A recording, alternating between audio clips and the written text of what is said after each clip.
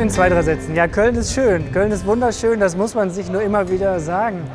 Köln ist ja eine geteilte Stadt, aber also geteilt in links- und rechtsrheinisch, aber ich finde, man merkt es nicht so und ich glaube, das liegt an den Vedeln. Man fühlt sich dem Veedel so zugehörig. Ich bin eher Nippeser als Kölner und trotzdem kann ich nur Nippeser sein, weil Nippes ein Teil von Köln ist. Ich glaube, die Einheit aus den Vedeln zu einer gesamten Stadt, aber vielleicht auch nicht.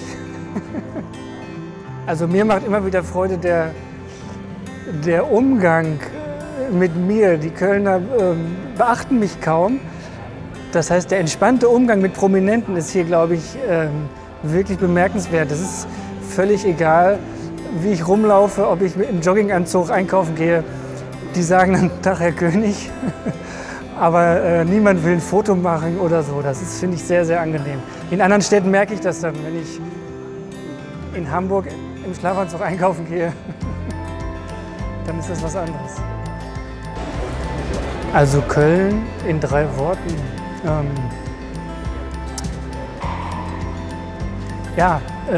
Schwade, singe, viere, würde ich mal sagen. Also man wird hier viel angesprochen, aber das Singen finde ich hier besonders auffällig. Es wird sehr, sehr viel und gerne gesungen. Ich war mit meinem Sohn in der Köln Arena, da haben 10.000 Kinder gesungen.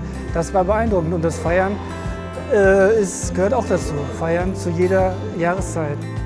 Naja, Köln ist genauso wie New York, nur ein bisschen kleiner, weniger Wolkenkratzer und das Bier ist kleiner. Dafür ist die Kirche hier größer. Gibt es in New York überhaupt eine Kirche?